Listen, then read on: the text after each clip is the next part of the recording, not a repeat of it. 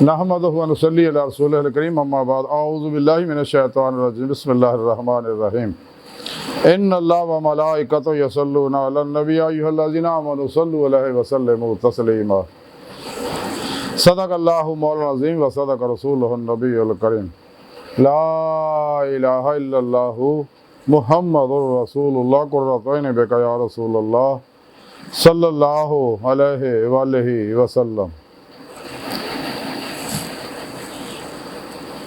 लब्बाइक या रसूल अल्लाह लब्बाइक सल्लल्लाहु अलैहि वालैहि वसल्लम लब्बाइक अल्लाहुम्मा लब्बाइक जल्ला शानहु अज़ल तो लैके अब तक अल्लाह सोने की बेहद हमद व सना अल्लाह के प्यारे हबीब ते बेशुमार दुरूद व सलाम तो बाद काबिल सद एहतराम मुअज़्ज़ज़ सामाईन अज दे दरसे तसव्वुफ़ दे अंदर दरूद पाक दी बरकत और अल्लाह के प्यारे हबीब सल्लल्लाहु अलैहि वसल्लम दी अपने उम्मतियां की रूहानी मदद करनी दुनिया तो जाने तो बाद भी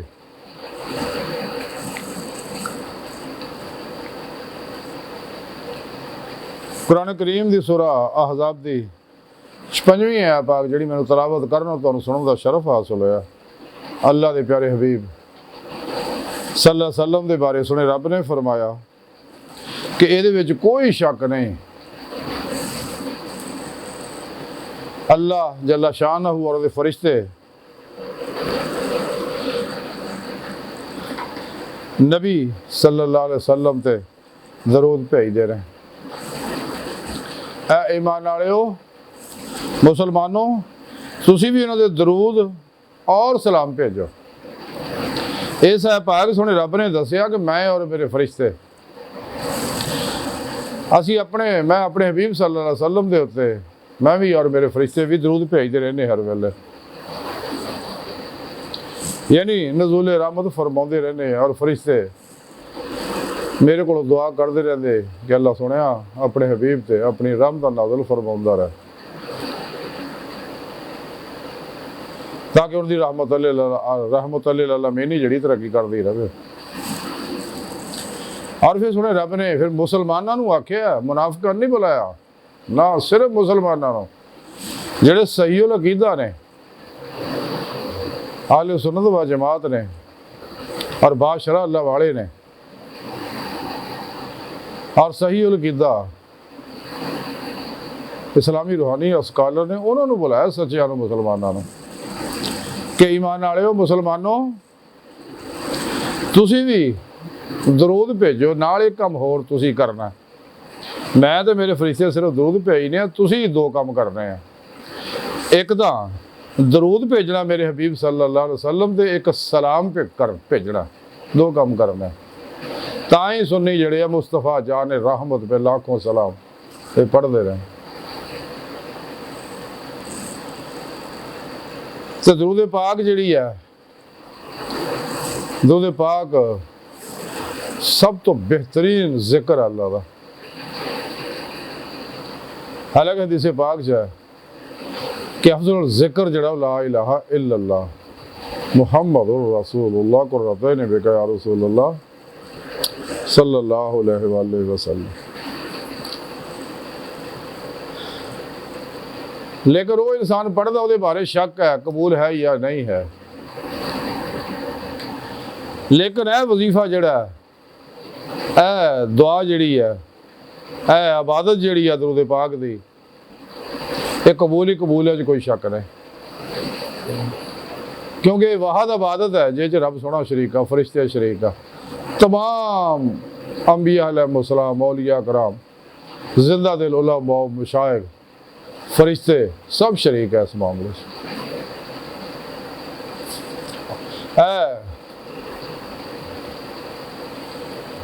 से वो नेमत है एनू अल्लाह रब्बुल इज़्ज़त ने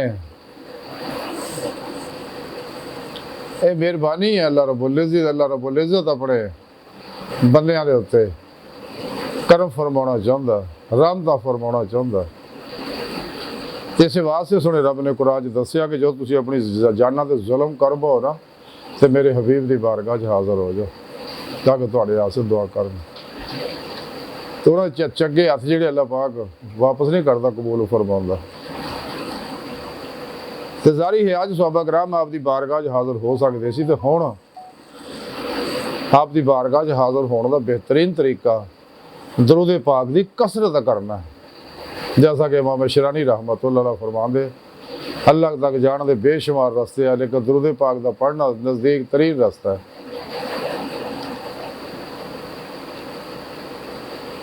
तो खुशकिस्मत है लोग जिन्होंने दुरूद पाक की पढ़ने की तौफीक मिले। जिक्र दुरूद पाक वो जिक्र है, दुआ आ, इबादत है, वजीफा आ, आब हयात है, नुस्खा कीमिया है, यानी दुनिया जहान दे हर मसले का हल है दुरूद पाक। आमा लोगों का दुरूद पाक फरिश्ते लैके जाते हैं, खासा का दुरूद पाक अल्लाह के प्यारे नबी खुद सुनते हैं, क्योंकि आप जिंदा हयात है। आप दे गुलाम सच्चे औलिया अल्लाह भी अपने अपने मज़ारात जिंदा हयात है, अपने मनने वाले दूरों नज़दीक नफा पहुँचाते रहते हैं, क्योंकि अल्लाह पाक है ही है, हमेशा तो जिंदा, हमेशा जिंदा रहना। तो जो अल्लाह का हो गया तो मेरे प्यारे नबी नूं भी है दवाम अल्लाह ने अता फरमाई, क्योंकि आप अल्लाह का नूर है, जैसा कि कुरान सुन्नत तो साबित है। तो जेडे आप सल्लल्लाहु अलैहि वसल्लम के सच्चे गुलाम बन गए तो उन्होंने भी अल्लाह पाक हयात दवाम बख्श दिंदे है। तो खुशकिस्मत और शख्स जिन्होंने दुरूद पाक पढ़न की तौफीक मिल जाए, तो बदकिस्मत और शख्स जिहड़ा दुरूद पाक दी अजीम नेमत तो महरूम रहे।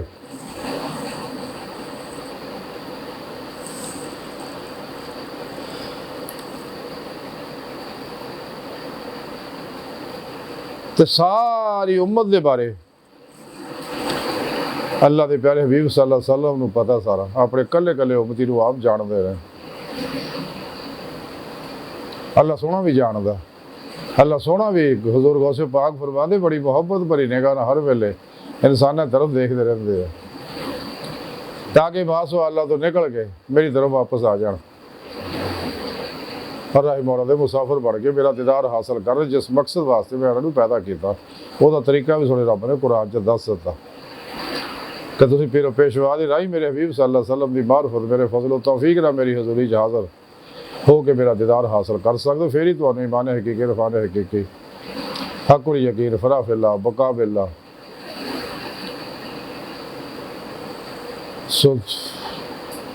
फराफ ज़िक्र सुल्तान लज़कार और फ़क्र मुहम्मदी सल्लल्लाहु अलैहि वसल्लम का कमाल हासिल होएगा, जिन्हें बारे कलंदर लाहौर इकबाल फरमाते मुकाम फ़क्र कितना बुलंद है, शाही से रवश किसी के गदाया ना हो तो क्या कहिए। तज़किरा औलिया के अंदर लिखा है कि हज़रत बीबी राबिया बसरी रहमतुल्लाह अलैह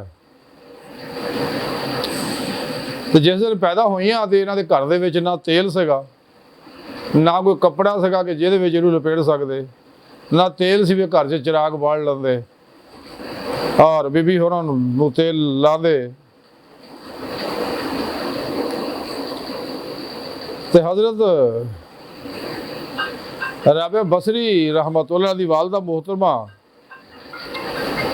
अपने शौहर नूं कहण लगियां कि घर च तेल भी नहीं है तो बड़ी जरूरत है, तुसीं इंज करो गुआढ़ियां को जाके उधार मंग लियो तेल।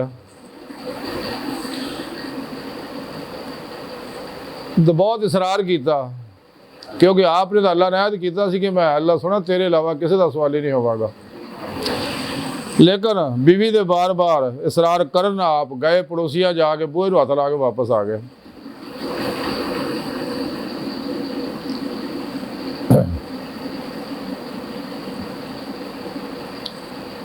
और आके दसिया कि बूहा नहीं खोले होना।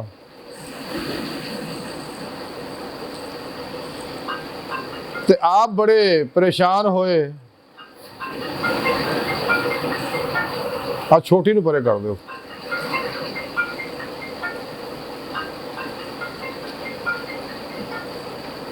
उस परेशानी में आप सौ गए।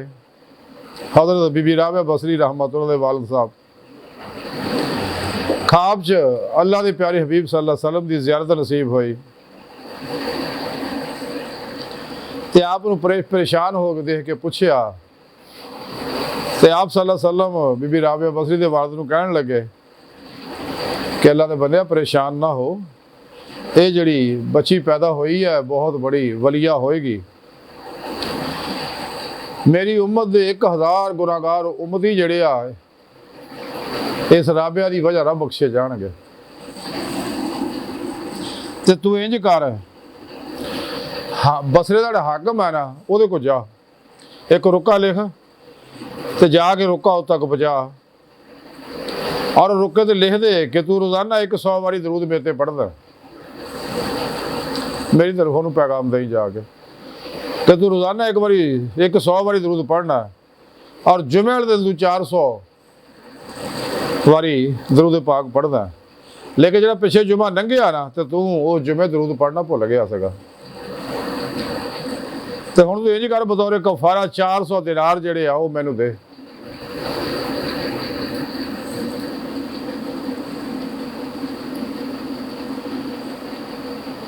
ਤੇ ਬੀਬੀ ਰਾਬਿਆ ਬਸਰੀ ਰਹਿਮਤੁल्लाह ਦੇ ਵਾਲਦ ਮੁਹਤਰਮ ਸੁਬਹ ਉੱਠੇ, ਰੁਕਾ ਲਿਖਿਆ, ਜਾ ਕੇ ਬਸਰੇ ਦੇ ਹਾਕਮ ਤੱਕ ਪਹੁੰਚਾਇਆ। ਤੇ ਜਿਵੇਂ ਉਹਨਾਂ ਰੁਕਾ ਪੜਿਆ ਤੂੰ ਹੈਰਾਨ ਰਹੇਗਾ ਕਿ ਮੇਰੇ ਦਰੂਦ ਦਾ ਵਜ਼ੀਫੇ ਦਾ ਕਿਸੇ ਨਹੀਂ ਪਤਾ ਸਵਾਏ ਅੱਲਾਹ ਰਸੂਲ ਤੋਂ ਔਰ ਮੇਰੇ ਤੋਂ ਕਿਸੇ ਨੂੰ ਖਬਰ ਨਹੀਂ ਕਿ ਵਾਕਈ ਇਹ ਗੱਲ ਸੱਚ ਹੈ। तो खुशी ना बाहर भजया आया तो आप मिले, आप की बड़ी इज्जत इजाज़ की, ताजीम की आप ने।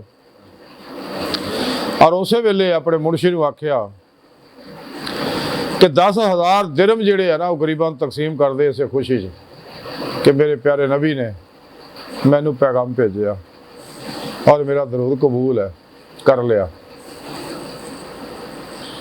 और 400 दिनार जिहड़े है राबिया दे वालिदां नूं दे दिओ। और अर्ज की कि हजूर जदों भी कोई जरूरत हो मेरे लै खिदमत हो तो मैं हाज़र है, तो तुसी मैनू सुनिया भेज देना, बस मैं तुहाड़ी खिदमत करके बड़ी सादत समझांगा। तो बीबी राबिया बसरी दे वालिद साहब 400 दिनार लैके वापस आके जरूरियात जिंदगी दी चीज़ां खरीदियां। इस तरह अल्लाह के प्यारे नबी सल्लल्लाहु अलैहि वसल्लम अपने दरूद पढ़ने वालों याद रखते हैं। बसरे च एक बारी कैद पै गया तो वालदैन भी फौत हो गया। बीबी राबिया बसरी जिहड़ियां तो वड्डियां 3 भैणां सी, चौथी सी, इस वास्ते इन्हां दा नाम राबिया रखिया सी। कैद साली ना 3 भैणां आप तो जुदा हो गई ते आप नूं एक जालिम ने फड़ लिया, फड़ के अपनी कनीज बना लिया, इन्हें को खिदमत रंदा रहा और अगां इन्हों लालच आ के पैसे लैके बेचता। ते आप अपने आका की खिदमत कर दियां रही। एक दिन आप जा रही सी, एक नाम महरम की आप ते निगाह पई ते आप अपने आप को छुपाउंदियां अचानक जमीन ते गिर गई, आपकी बांह टुट गई।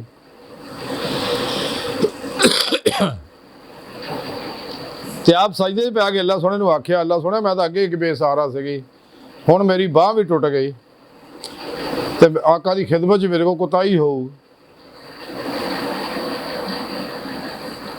लेकिन मैं तेरी रजा ते राजी हाँ, तू जिस हाल जिथे रखे मैं राजी हाँ। क्योंकि सच्चे अल्लाह वाले सच्चे सूफी सिर तो पैरों तक रजाए मौला बन जाते हैं, अल्लाह की तकदीर ते राजी रहिंदे आ, कदे भी शिकवा शिकायत जुबान ते नहीं लियाउंदे।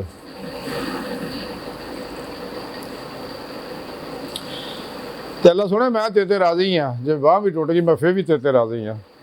गैब तो आवाज़ आई, राबिया गम ना कर, कल तेनू अल्लाह मैं वो मुकाम देंगा कि फरिश्ते देख के तेरे मुकाम नूं रशक करनगे। आपकी हमेशा आदत सी बीबी राबिया बसरी दिने रोज़ा रख दियाँ ते रात इबादत च गुजारदियां होंदियां सी।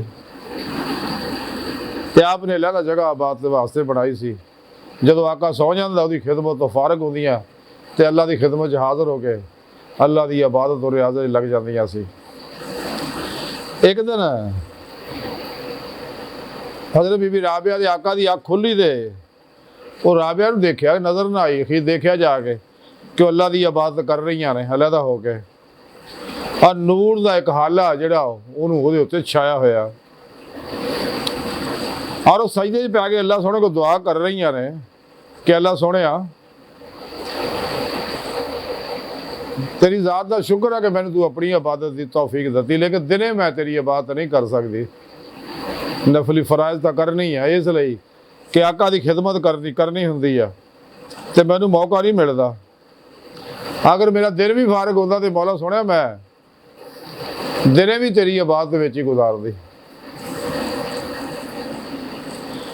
ਤੇ ਜਦੋਂ ਆਕਾ ਨੇ ਮੰਜ਼ਰ ਦੇਖਿਆ ਮਾਲਕ ਨੇ तो बड़ा हैरान होया, वापस आ गया। सुबह उठिया तो राबिया ने बुला कहने लगा, राबिया तू मेरी तरफों आज़ाद है, इत्थे रहना तो मैं तेरी खिदमत वास्ते हाज़र है, जाना तो तेरी मर्जी है, रवें तो मैनू खिदमत का मौका दे, तेरा एहसान हो मेरे ते। आप उस चले गए जंगल च अपना हुजरा बना लिया ते दिन रात अल्लाह की याद च लगे रहना। रोज़ाना आप 1000 रकात नमाज पढ़ते होंगे सी और जिक्र इबादत करते रहना बीबी होरा। ते जिस दिन हज़रत हसन बसरी की आवाज़ होंदी सी हफ्तावार उत्थे भी शरीक होना, जुमे विच भी शरीक होना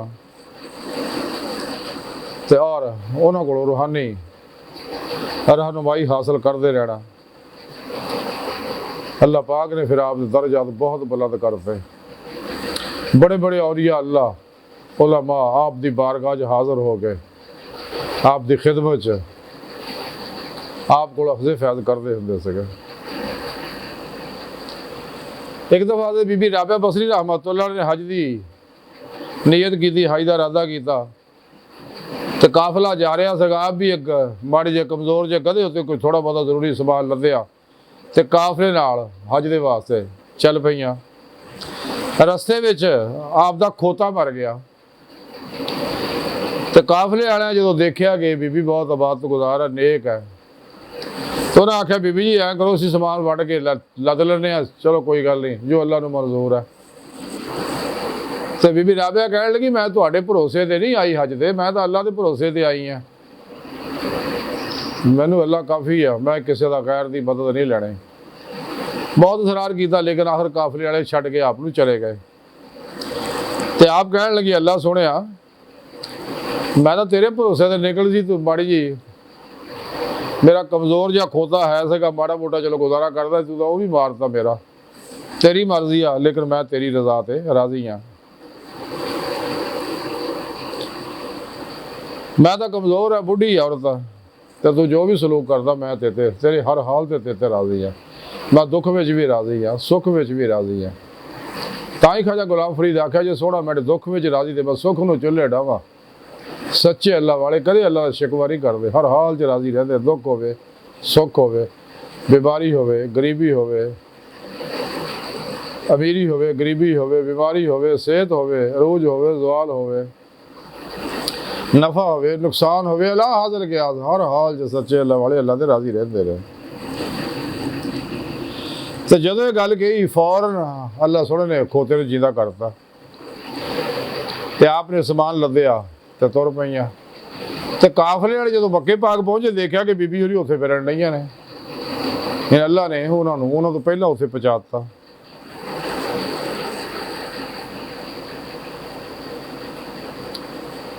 तो आप काबातुल्लाह भी दुआ की थी, अल्लाह सोहणिया काबे की ज़ियारत कराती तेरी मेहरबानी, लेकिन मैं तो तेरी मुलाकात चाहनी हाँ, तेरे दीदार की मैं तमन्ना रखदी हाँ, मैनू अपने दीदार की नेमत अता फरमा।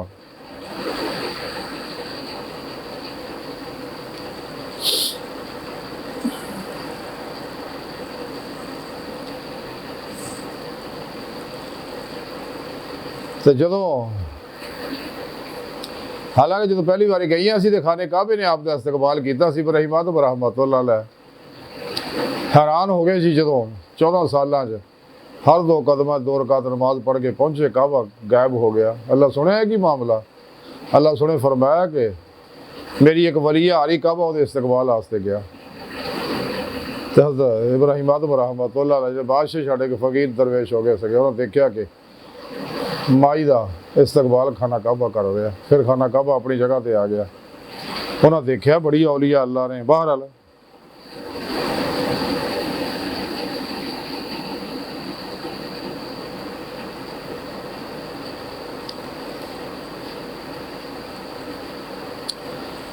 बीबी राबा बसरी रहमतुल्लाह अलैह हज तो बाद दुआ की कि मौला सुने मैं तो तेरे दीदार की तालब है, अपना दीदार करा दे। ये वो बीबी राबा बसरी रहमतुल्लाह अलैह इन्हों के वाल दे मोहतरम जिन्होंने अल्लाह के प्यारे हबीब सल्लल्लाहु अलैहि वसल्लम बशारत दी सी और सच से कोई साबित। बाल अज की सारी गुफ्तगू का खुलासा ही है कि दरूद पाक बहुत बड़ी अजीम बरकत है।